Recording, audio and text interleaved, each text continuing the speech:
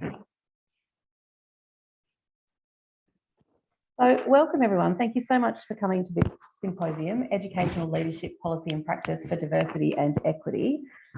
Three of the presenters are from Australia. So I just wanted to begin by acknowledging that I'm coming to you from the Wadandi Noongar country, and Claire and Chris are coming to you from the Gadigal lands of the Eora Nation. And so we wanted to pay our respects to elders past, present and emerging of those lands that we're coming to you from.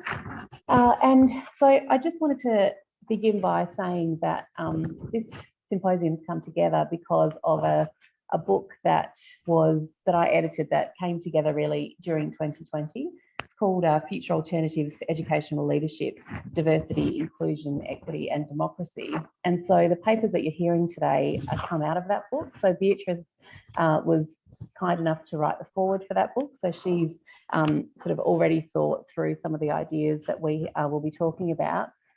Chris wrote chapter 2, which is around this notion of leadership as salvaging. So I think one of the things that a lot of us did in this book is we're thinking of, it was interesting because we proposed the book before the pandemic, and then the pandemic happened while we were writing our chapters, and we were already conceptualizing leadership in kind of new and different ways. And I think if we think about the kinds of experiences that we've all had over the last 18 months to 2 years, it's been interesting to think about the fact that perhaps our traditional or previous notions of what leading is, what it looks like, what it feels like, what we do, perhaps could do with some rethinking with the sort of crisis management and things that continue. Actually, I think when we wrote these chapters, I sort of worried that when the book came out in 2021, it would no longer be relevant and the pandemic would be a distant memory that we would all be laughing about over a glass of wine in person at this ICSEI conference.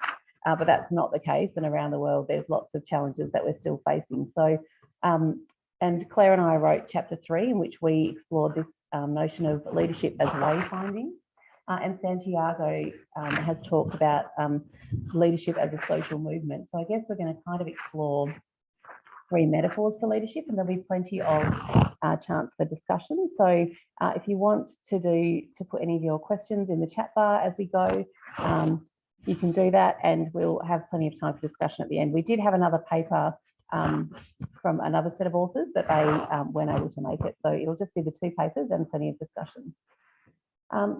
So I might begin by sharing our slide deck, and we'll start with Chris, Claire and my presentation.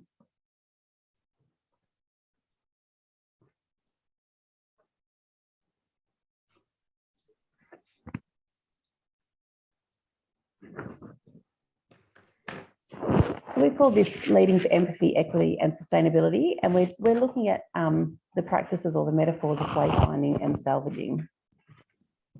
And we're going to talk first of all about a sort of baseline theory of practice architectures as an underpinning theory for us to work with here, a little bit about metaphor and why it might be useful to us, then looking at wayfinding, which is sort of Claire and my work from chapter 3 of this book, and Chris is going to talk about salvaging, which is from chapter 2 of this book, and then wrap up with some final reflections and insights. So Chris, do you want to talk a little bit about theory of practice architectures here? Thanks, Deb. The theory of practice architectures was devised over time by a series of academics in Australia who are actually all still alive. Chemist Wilkinson, Edwards Groves, Scruton Bohar in Bristol, and they're part of a global network known as PEP, which is Pedagogy, Education and Practice, for which I'm currently the Australian coordinator. And we share a common interest. And when I say we, I mean a big global we of quite a few academics. We share a common interest in defining educational leadership as a leading practice. And we explore leading practices and arrangements using the theory of practice architectures in our work. So why look at practices like Deb, Claire and I have? Wilkinson talks about the practice turn, which rejects the educational leadership hero and instead celebrates the life world of educational organisations, looking at the happeningness, as they call it, and we call it, rather than a set of espoused ideals that may or may not exist. so that we can seek to understand how change is happening and what needs to change. Unlike Wenger's individualising notion of learning architectures, the theory of practice architectures explores the systems and organisations that prefigure education practices for the purposes of leading praxis. Each of the researchers seek to understand practices as cooperative human arrangements that can be described by their product or the numerous methods chosen, as each chapter in this book outlines. The theory of practice architectures holds that practices are prefigured by the practice architectures present or brought into a site. And a practice is defined as a socially established cooperative human activity involving utterances and forms of understandings, sayings, modes of action, doings, and ways in which people relate to one another and the world, relatings, that hang together in characteristic ways in a distinctive project, and that's by Mann, 2017. Some practices can be practice architectures for other practices. For instance, practices of salvaging or wayfinding can be practice architectures for leading. Practice architectures are made up of cultural discursive, material economic, and social political arrangements. So it's not just a matter of looking at sayings, doings, and relatings, it's looking at the depth of what influences those sayings, doings, and relatings. So cultural discursive arrangements operate in the semantic dimension and are realised in the medium of language. They enable and constrain the sayings in and about a site. For instance, the discussions that are undertaken during professional learning, what is said and who speaks. Material economic arrangements operate in physical space-time and are realised in activity and work. They enable and constrain the doings in a site, like classroom layouts, budgets, timetables, how to do COVID, the extent to which these conditions provide a praxis-based environment. Social political arrangements operate in the social dimension and are realised in power and solidarity. They enable and constrain the relatings in a site. For example, who leads and the influence of formal and informal interactions that we all know really matter in leading and leadership. Finally, understanding practice matters because leadership and educational leaders are key architects of practice architectures and influence the conditions in which practices flourish and or are constrained. Thank you, Chris.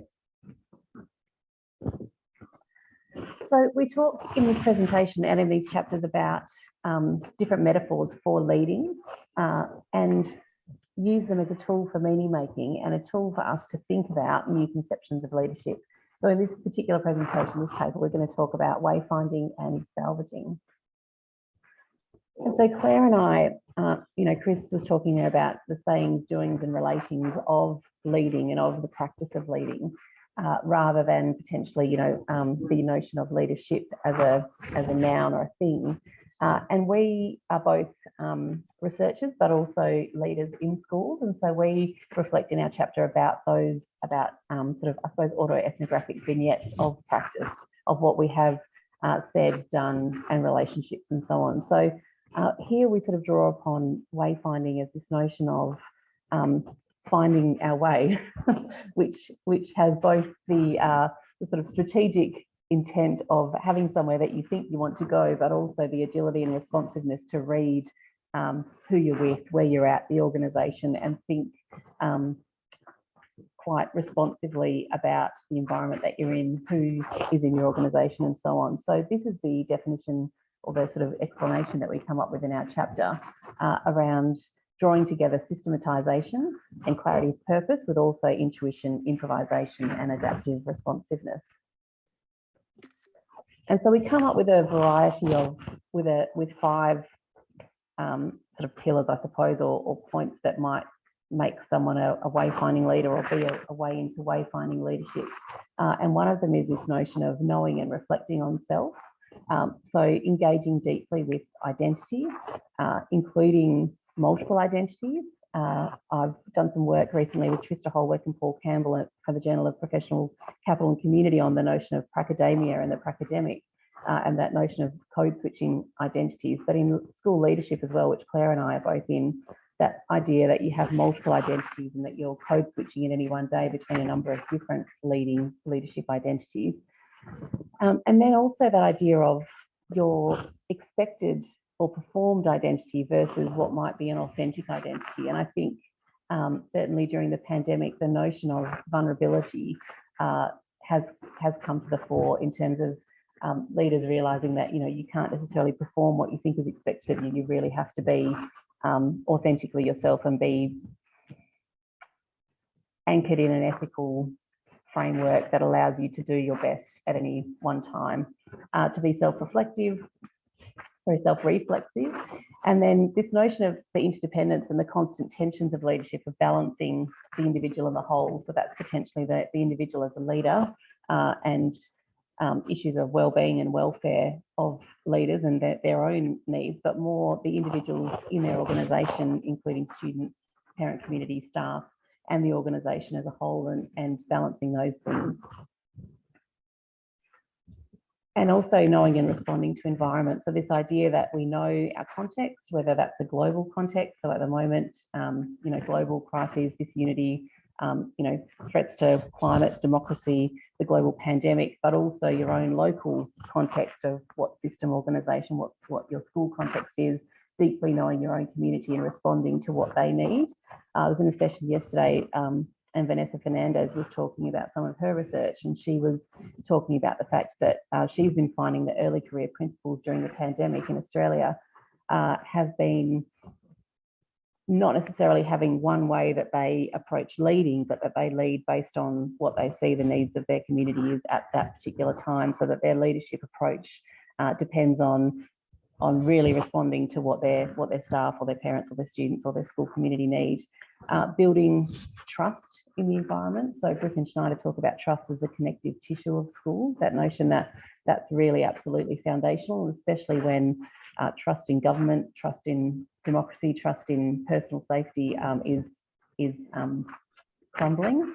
And that notion of navigating tensions between strategy, having a clear idea of where we want to go and how we're going to get there, with responsiveness and the, you know, the words of 2020 and 2021 that have been, you know, agility, pivot, those kinds of things, unprecedented, where we are responding to things and allowing perhaps our plans to go out the window, as most school leaders are currently doing around the world with the Omicron variant of COVID-19 coming into play. Claire. Thanks, Deb.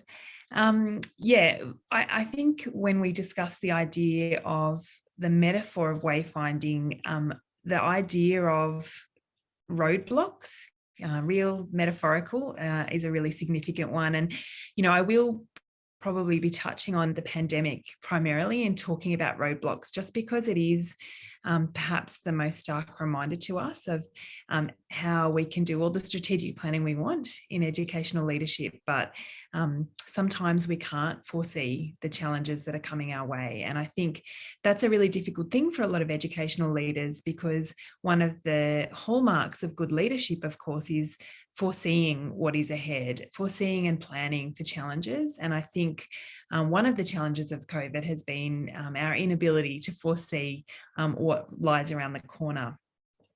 You know, COVID is looming large. Where I'm coming to you from today, Sydney, my state currently has the second highest per capita rate of COVID in the world at the moment. So we've gone from having very manageable rates of COVID to very, very quickly not having manageable rates of COVID. And we're also 2 weeks out from the recommencing of our school year. So a lot of uncertainty at the moment that is clouding the way that decision makers are going about planning for the school year. And I think, you know, that's why this is an opportune moment for us to think about the impact of the pandemic on educational leadership more broadly. So it's not new to think about the role of roadblocks in educational leadership. Dignan talks about the fact that it's adaptive and agile leaders who do best in these times of disruption. But we would be remiss if we didn't acknowledge that COVID has really constrained certain aspects of our work. I think it's now a really good time for us to think about what COVID has enabled, though, what that agility has meant, the opportunities it's opened up to perhaps find more flexible ways of working in schools, and schools are notoriously inflexible places. And universities also, I would say, have had to think more creatively about how to run schools in the absence of the physical school. Deb, in some of that work, Deb was just talking about that she's been writing about, this time of COVID and educational leadership in this time of COVID. And Deb, you discussed this as a time of really conscious, deliberate and well-considered planning. And I suppose it's taking stock of that and noticing what we do in response to challenges like this, recognising those as part of our toolkit as educational leaders. There has been concern that we are stuck in this time of crisis management, that we're not getting things done in schools because we've been in this sustained period of crisis management. But I think the really interesting aspect of COVID for educational leaders has been the ability to hold both things at once. The fact that we have been progressing the strategic agendas of our organisations whilst also managing through times of crisis, which I think is really significant and speaks to the skills of educational leaders. But the flip side of that, of course, is that we need to really explore the real impact on leader wellbeing. We're rolling into the third year of this experience, and sustaining ourselves as educational leaders is a real challenge in the future. Thanks, Deb. You can move to the next slide. So another dimension of our metaphor of wayfinding is thinking about how it is that we find our way, and how it is that we get where it is we're planning to go. And I suppose the instruments that school leaders use have traditionally been considered soft skills, those intuitive and human skills that build trust, that communicate, that have empathy for their community.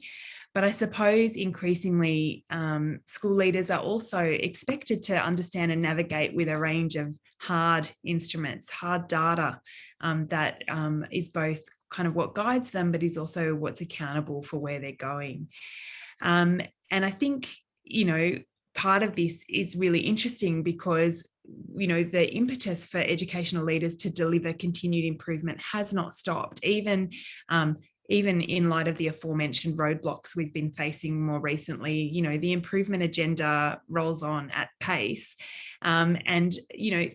Thinking about how we navigate our way through that is part of the challenge of educational leadership today. I think there are real positives to the increased attention of educational data as guiding educational leaders. There are definitely positives, most notably that we've now, I suppose, got more literacy around what it is that we do. We have a stronger evidence base to discuss and have conversations about our impact on students and our communities. But I think we also owe it to our school communities to think critically about the dominance of certain types of data in the work that we do, and make sure that when we pursue a kind of data-informed improvement agenda, we're looking really holistically at that data and not looking at one set of data in preference to another. I think a key challenge for us as educational leaders is to think about how we make use of the deluge of data that we've got to help find our way in educational leadership. We want to use data in ways that inspire innovation, that prioritise equity, rather than in ways that lead to a narrowing of our agendas. We want to be able to keep that broad view as educational leaders. And part of that is being able to contextualise the data that we've got. And I think that's the real strength of good educational leaders, because educational leaders are in the end experts in the context in which they're working. And it's that ability to layer the contextual knowledge on top of the data that we have and that we're working with. So when we think about the crux of wayfinding and what what the metaphor offers us as we lead, I suppose we can think about now what we've proposed here is that this metaphor can help us as leaders think about how we manage uncertain and unforeseeable futures, as well as, a pretty turbulent and unstable present, if we're honest.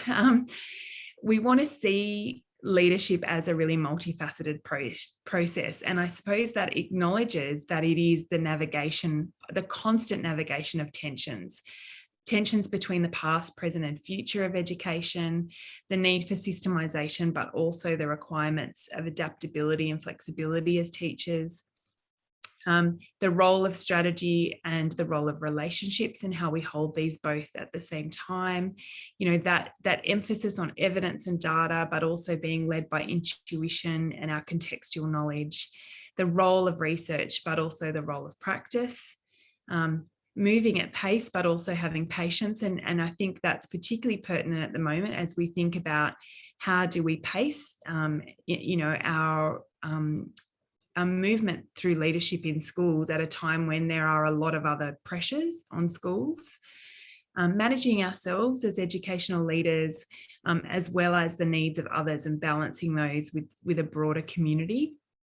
How we invest in ourselves and our schools, investment in time and money, and how we think about the way of evaluating and responding to our situation.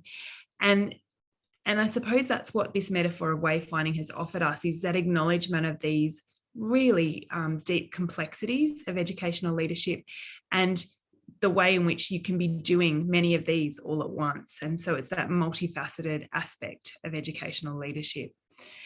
And, reaching more into these metaphors and exploring the role of metaphor in educational leadership, I'm now going to pass to Chris to discuss this idea of salvaging.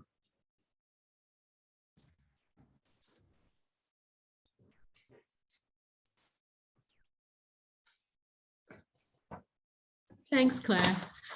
So salvaging is a sustainable leading practice. And I remember in the first week of lockdown, thinking about salvaging. I was reading Hannah Arendt at the time and thinking, well, how am I going to wayfind through this time? And salvaging involves collecting, saving, selecting, and choice.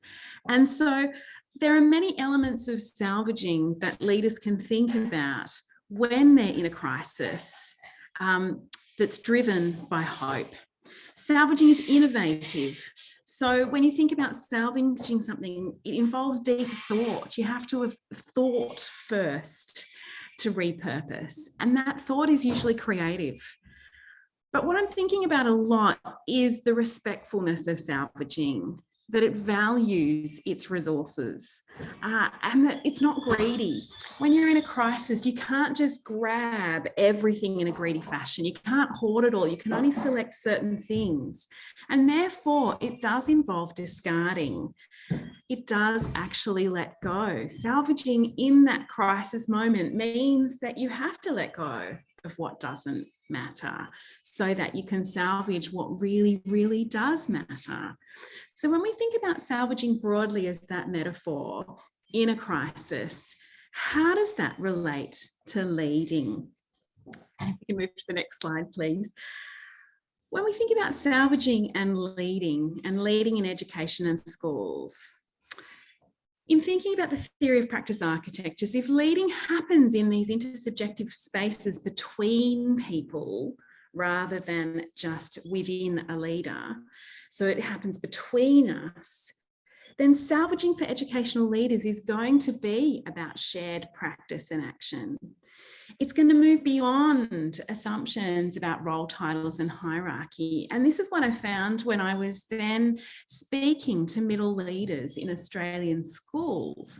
They were talking in those initial times about how they were being enabled by other leaders to do more because they're just in crisis. It couldn't just be left up to one leader to do something. We needed to share leadership amongst the team in order to lead and survive.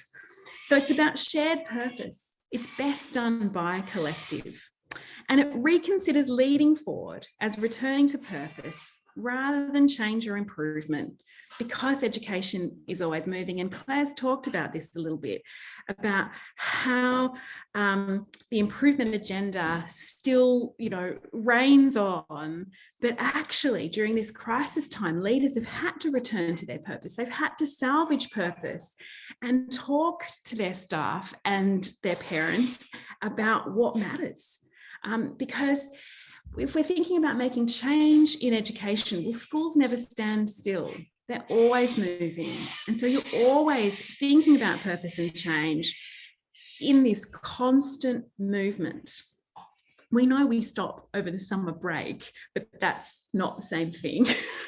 And so leading learning together is about pedagogy and the real meaning of pedagogy, which is about teaching and learning and caring for students and teachers. The broader ranging meaning of pedagogy, which is considering, which isn't just a teaching technique, but actually considering the whole child and their needs in learning. And so therefore, salvaging is about being sustainable, thoughtful, hopeful, innovative, and respectful.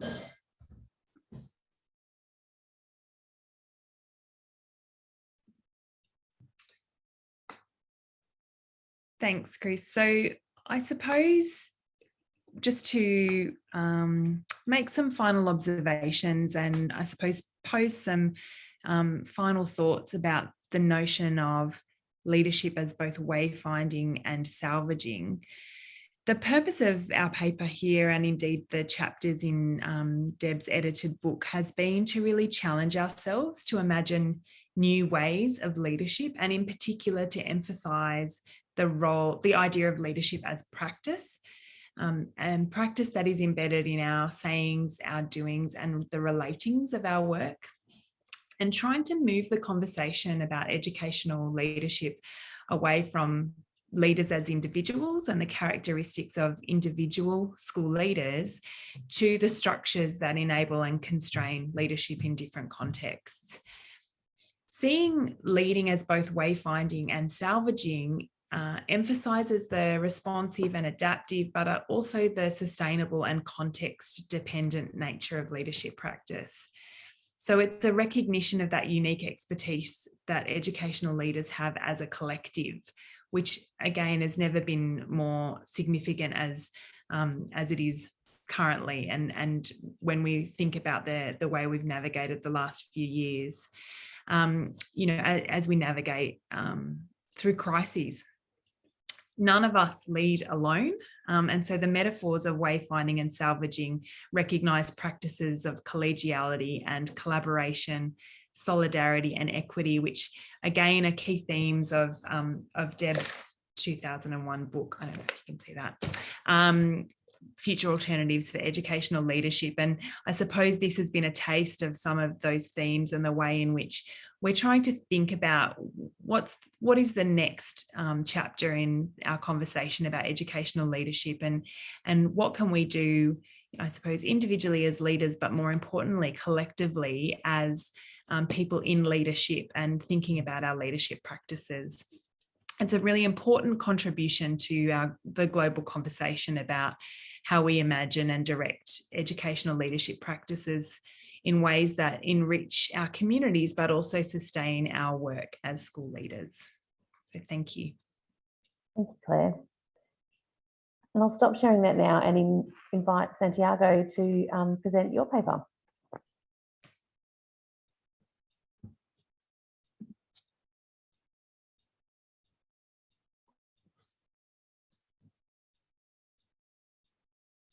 Just wanted to say, sorry, thank you. That was a very, very generative, that my head is spinning as I think about leadership as wayfinding and salvaging. And I'm hoping that we will be able to see clear connections between the conceptualization of leadership you're presenting and what I want to offer here. I will try to compensate for my being late with just doing a shorter presentation that I had planned. So let me see if I succeed on that. Basically, what I want to do here is to offer the idea So we're in lockdown now. You can see the hand of my child right here. He's doing online school. You can see what I want to propose here is that the metaphor of social movements is a very, very helpful metaphor to change and to shape how we understand and how we practice things like educational change in general, but more in particular, educational leadership. So that's the nature of what I'm going to be doing. In particular, I'm going to be drawing a lot on the work of Marshall Gans from the Harvard Kennedy School, who is at the same time a scholar of social movements, but also an instigator of social movements. He was very involved in the civil rights movement in the United States. He was an advisor to Cesar Chavez and the immigrant farmer movement in California. He was credited for developing the grassroots organizing model that ended up leading Barack Obama to the presidency of the United States the first time around in 2008. I'll be drawing a lot from his work and try to connect it to what we know about educational leadership and educational change to propose that social movements, again, can offer us a very powerful metaphor to reimagine how we think about, how we understand, but also more importantly, how we practice educational leadership for what's coming. So let me start with this very basic proposition. This is at the core of what I do as a scholar, as an educator, as a leader. Learning is a practice of freedom. It's a very simple proposition, very simple, but I believe powerful, because if we take it seriously, it changes everything. Because learning as a practice of freedom is pretty much absent from conventional schooling. As we know it, conventional schooling is an institution that has been designed and has been run for over a century to fulfill three major historical functions: custody, control, and sorting. That's what schools are designed to do, and that do relatively well. But when it comes to learning, especially learning as a practice of freedom, schooling tends to constrain, crash, destroy the possibilities for it to happen rather than enabling it. And I think we need to be very clear about this. It is not that schooling does not work.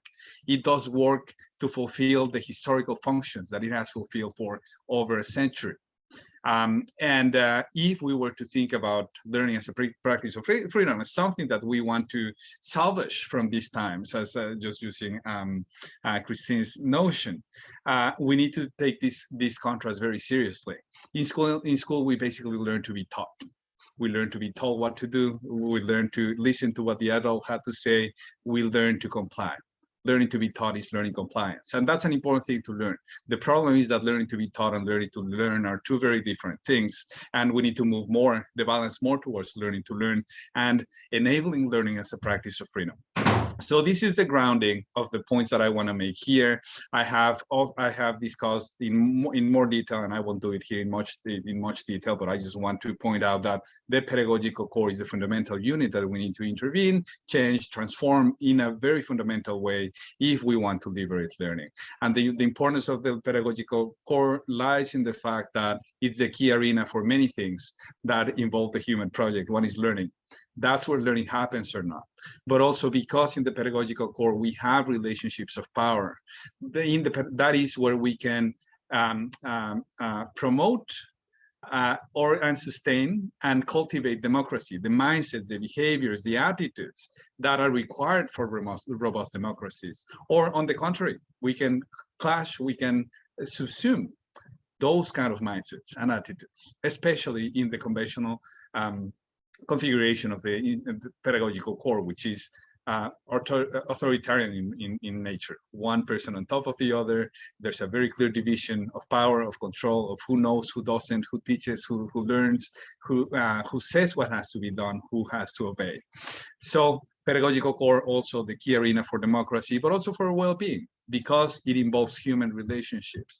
If it is relationships of control, of authority, what it produces is what the pedagogical core can enable is stress, anxiety, low self-esteem, all those kind of things. Whereas connections of care, of solidarity, as Claire, Christine, Deb were talking about, that's what produces well-being. So three major issues, three major themes that we can tackle if we change the pedagogical core. This will require changing the pedagogical course so that it is conducive to learning, to democracy, to well-being, will require deep and widespread and fundamental and radical cultural change. Deep and widespread cultural change is what's needed if we want to make liberating learning a reality in schools and across entire educational systems. And throughout history, the vehicle that humanity has found or identified or discovered to change culture in a deep and fundamental and widespread way have been social movements. And that's why I'm proposing the notion that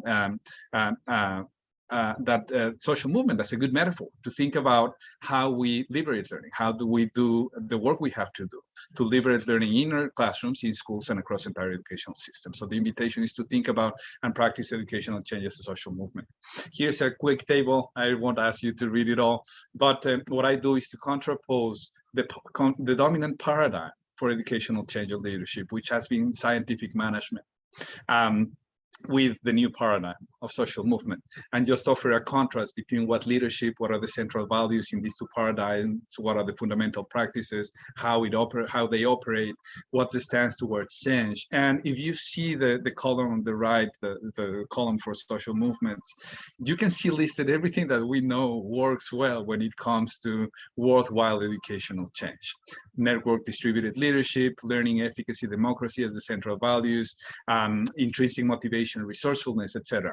So what I'm trying to do is basically offer the social movement as a good metaphor to capture, to bring together, to integrate what we already know about effective leadership, effective systems, effective change, etc. And I think it brings it together in a nice, coherent way. Leadership, and this is Marshall Gans, as he defines it, is accepting responsibility to enable others to achieve shared purpose under conditions of uncertainty. And I believe that's a very good definition for our times and for the kind of leadership we need. And let me just go back to the situation we're in right now. We're in times of crisis. According to the Chinese, crisis is a combination of two concepts. One is danger. If anyone has any doubt that these are times of danger, you're probably not alive. There's tremendous danger. But a crisis is also times for multiple possibilities. And this is where the salvaging model of, or the metaphor that Christine was proposing is very generative for me. It's also a time of multiple possibilities because there are so many pieces moving across so many levels. There are many possible outcomes. Many things can combine in very different ways to create very different outcomes. There's nothing that guarantees that in a times of crisis and after a crisis, the kind of system that's coming will be better than the previous one. Antonio Gramsci has defined a crisis as a moment where the old system is dead, but the new system is not burned yet. And there's nothing that can guarantee that that the next system is better, that it will be better. And we're actually living in times where nothing less than humanity and life on the planet are on the brink, are closing, are at risk, are at stake. So when we think about leadership, we need to think about what we have to do to help reconstruct, rebuild the human project as part of make education a vehicle to rebuild the human project. And let me just, I will be super brief with this because I will try to keep a shorter presentation than I was planning. Leadership then is way more than getting people to do what you want them to do. It is about mobilizing, and this is again the way Marshall Gans conceptualized this. It is about mobilizing and igniting three aspects of the people you work with: the head, the heart, and the hands. It is about mobilizing all those three things. We have been better, especially research conferences and the research we do, in mobilizing the head, in doing very intellectually stimulating reflections. But the heart and the hands, that's more of a new, I think, a new field for academia to catch up with. So what I want to do here is to present a little framework that Michael Full and myself have developed to try to capture what characterizes, what are the essential features of powerful leadership and how it connects to the head, the heart, and the hands. So we have developed this basic framework that has at the center the learning well-being and equity, both for children and for adults in educational systems. And there are three major domains of practice or areas that bring together what we characterize as effective leadership: unity of purpose, continuous learning, and collaborative capacity. And I think those three combined offer a good summary of what are the most powerful things leaders can help enable and help do and support to mobilize heart, head, and hands. And very broadly speaking, the unity of purpose speaks to the heart, continuous learning speaks to the head, collaborative capacity speaks to the hands, or enhances each of these, or these three elements enhance these three aspects of the people we want to work with. So let's start with the heart. At the core of what we need to do is identify purpose, again, salvaging purpose, as Christine was saying. Why do we educate? And this is a crucial question we need to ask ourselves. I will make here my own pitch for what I think we need to be educating for. I don't need you to believe me or to endorse these four things I will say, but I invite all of you to ask this question very seriously, to take this question very seriously, and to respond to it as precisely and concisely and clearly as you can. Why do we educate? And if I had to say it briefly, I would envision an education that enables children, youth, and adults to do four things: to know themselves, to think and learn by themselves, to take care of themselves, others, and the planet, and to better the world. Those four things. It's simple. I think it's simple, at least in terms of, it's easy to say. The problem is these are four things that schooling is disabling our children to do rather than allowing them to do. And the same with the adults in the system. I will need to take a second. I have a male brain, so I can just do one thing at a time, but my battery is about to die and I don't want to leave before. Okay, so here we are. So that's at the center of building purpose, to identify why do we educate? What are we educating our children for? That needs to be at the center of what we do. Now, in the social movement literature, there's a specific practice that is very good at helping mobilize hearts, which is public narrative. It is a very specific practice from leaders in social movements that can be used to communicate values, to mobilize emotion, and to enable agency. If strategy is about engaging the mind, public narrative is about engaging the heart. And Marshall Ganz has proposed a three-part composition of a good public narrative. A public narrative is a practice, again, that any person that takes on a leadership role, be it formal or informal, can undertake to mobilize the emotions that enable action, and to try to overcome the emotions that maintain the status quo. And a good public narrative from the perspective of Marshall Ganz has three components. It's the story of self. The leader tells their own story of why they are doing what they're doing, who they are. They make themselves vulnerable and visible to the people. They basically display what they're about, to make it clear, to make it explicit. The second story is the story of us. How does my story connect with our story? How does that make a common story that's shared? And the story of now, which is the part that communicates an urgent challenge that we need to address. So these three aspects constitute what is a good public narrative. And again, the function of a public narrative is not only to create collective identity, but also to ignite the kind of emotions that promote action, and to overcome the emotions that maintain the status quo. To ignite things like hope, like solidarity, like the feeling that you can make a difference. Indignation, sometimes that's a very powerful emotion. Anger, and suppress or overcome emotions like powerlessness, the feeling of you cannot do anything, the feeling of disillusion, etc. Now, let's move to strategy. So if story is about mobilizing hearts, strategy is about mobilizing head and hands. If the story is what compels people to say, if the story helps us understand why to act. Strategy is about how to act. And that's about mobilizing head and hands. So I want to just be very briefly talking about these two notions. First, for continuous learning, engaging the head. A good leader, be it in a social movement or in a school system, is a lead learner. And this is a concept that Michael Fullan coined after summarizing the research from Vivian Robinson. But the idea is that lead learner is someone who creates the conditions for everyone to learn while learning alongside them about what works and what doesn't. And I think this applies well also to social movements, and in particular to wayfinding. I think wayfinding in a way is something that good leaders do. They don't have an answer right away. They figure it out as they go in interaction with their context and with the people they work with. But learning as a practice is a very important aspect, not only again of leadership in school systems, but in social movements as well. Now, when talking about learning, I'm not talking about conveying information or repeating procedures accurately. Here we have to be very clear about what we mean by learning. By that, I just take the definition that Richard Elmore, the late Richard Elmore, proposed in a phenomenal paper he wrote a couple of years ago, just months before passing away.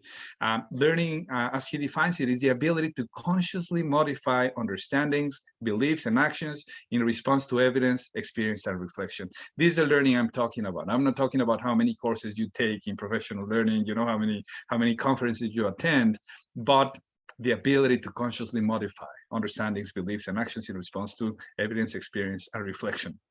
The importance of learning in context. Michael Fullan has proposed this notion of nuanced leadership, which is action informed by deep contextual literacy. Part of your work as a lead learner is to interact and learn from context, not only with people, but with context as well, and change yourself as a result of your interaction with the context. And finally, the hands. I will just go to two major ideas. This is collaborative capacity. Change travels at the speed of trust. That this is something that Dev, I think, referred to in a moment for briefly, the importance of building trust, the importance of having protocols, practices, ways to look at evidence of what you're achieving or not, and continuously refine your strategy based on evidence of what students are actually learning or not, what the teachers are doing, etc. Why David sometimes wins. This is a quick, big answer, big question that that Marshall Ganz tries to answer himself, and he uses the metaphor of David and Goliath. Why is it that sometimes David can defeat Goliath? And he uses this as an analogy, or a metaphor of how social movements can sometimes win. And he ends up summarizing the answer in three aspects of what he calls strategic capacity. The capacity to develop good strategy. What is strategy from the perspective of Marshall Ganz? Strategy is how you turn what you have into what you need to get what you want. That's what strategy is. How you turn what you have into what you need to get what you want. And David is able to win when he has better strategic capacity, that is a better capacity to develop strategy than Goliath. What constitutes strategic capacity? Three things. Greater motivation. David is more motivated in defeating Goliath than Goliath is in defeating David.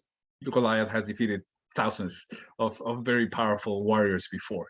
David is indignant. I'll go with the 2 minutes, don't worry. The greater motivation. The second one is better access to salient knowledge. And I think that applies to salvaging beautifully and wayfinding as well. David is desperate because he knows he's gonna fight the most powerful a warrior of the Philistines. He tries the armor, he doesn't work, he's desperate. And he starts in desperation looking around, and he finds 3 little pebbles, 3 stones in the creek next to him. And that's where he says, this is my winning strategy. I have good aim. I have my, I don't remember, my sling. I have good aim. This is my strategy. So he has better access to salient knowledge. And finally, continuous learning. Social movements use their venues of deliberation as spaces for continuous learning. And that's what David does when he tries on the armor and carries the sword and realizes that they're too heavy for him, that he cannot fight body to body, physically and win. So continuous learning. He tests some possible solutions, discards what doesn't work, and goes to the thing that will work best for him. Greater motivation, heart, better access to selling knowledge and continuous learning, heads and hands. Again, okay, I will leave it here because I know we don't have much more time, and we want to make sure we listen we hear from Beatriz. Thank you. Thank you, Santiago. That's great. So Beatriz, I'll just throw to you. We've probably got 6 or so minutes. I'm just actually realising my computer's about to die as well. But over to you for some discussion. Thank you very much. Thank you very much to all of you for this very thought-provoking concepts of educational leadership. And I think from my perspective, I come from the policy perspective, analyzing policy internationally. And I think all your own reflections of practice of school leadership and educational leadership practice really are very inspirational and very realistic. And they're grounded on your own experience as practitioners, but also as academics, and thinking about how COVID has affected. And from my perspective, what I can bring is I've been working with education policymakers for many, many years now to see how to bridge the gap between education policy and practice. And in times of COVID, we've seen that there is this gap, that it's even widened. And it's actually, what I've seen before is that this gap is very disruptive, and it leads to a lot of wasted money, wasted resources that could be focused on children learning, and instead they're devoted to shaping policies that then end up not being implemented on the ground, because there's a huge gap between what school leaders do in schools and what teachers do in schools and what policymakers are trying to do in their ministries and in their departments. So for me, what you bring, the richness of your thinking, is about why is now leadership more important than ever? And this is because as you reflect, there's the practice of leadership is no longer about roles, but it's actually about helping the system, wayfinding, and helping shape the future collectively. And so you bring to the floor how to think forward, and how can leadership contribute to do this in times of uncertainty. And it is now more important than ever that school leaders and educational leadership more broadly help systems move to a place where we don't know what it looks like, and we're going to be shaping it collectively, as Santiago was reflecting. And we don't know whether it will be better, whether it will be worse, but we need to shape it. And the idea that we've developed in education policy, and that you are coming with, is that it's much more than before about the collective work of all of us defining the future. And so what do we mean by leadership? You reflect on wayfinding. For me, it reads about the purpose. What is our way? What is our north? What do we salvage from the past, and what do we do in the future? And in terms of social movements, what are we looking for? What is the core? What is the purpose of what education leadership needs to be driving us towards? So the role of school leaders is as important in terms of not defining it, but defining the process that help us get there.